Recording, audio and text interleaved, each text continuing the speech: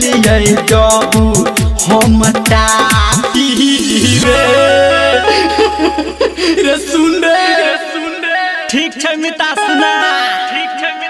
अलग पिटल के बावकर लाठी रे बढ़नी से ओकर काकी रे लग पिटल के बावकर लाठी रे बढ़नी से ओकर काकी रे बड़ी मार अभी आप सुन रहे हैं धर्मेंद्र निर्मलिया को।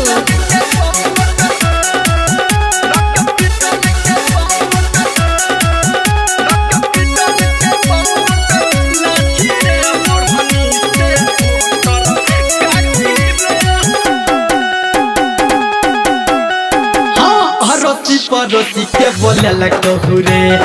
चारू साइड घर लगू रे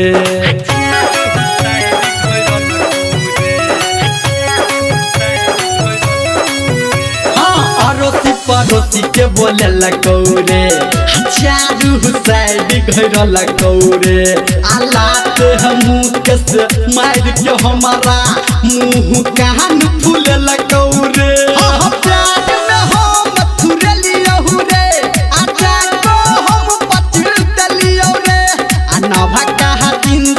गेलो हमारा फाटी रे अच्छा अलग पिटल के बावकर लाठी रे बढ़नी से ओकर काकी रे लग पिटल के बावकर लाठी रे बढ़नी से ओकर काकी रे सार के छोड़बै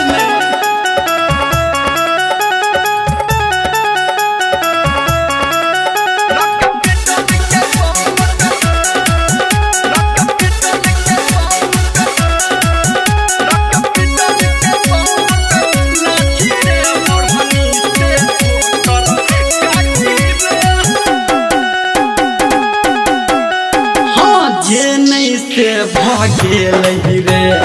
टोला मोहल्ला जान गेल रे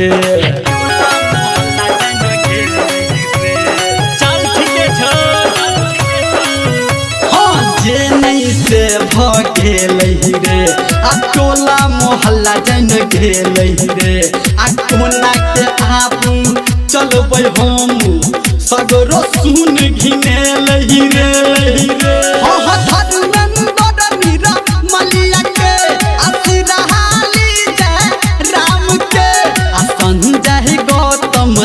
कही मिल के डांटी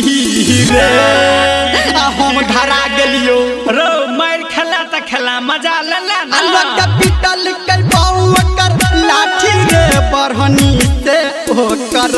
काकी रे लग पिटल के बावकर लाठी रे बढ़नी से ओकर काकी रे ओकर भाइयों सार थोपिया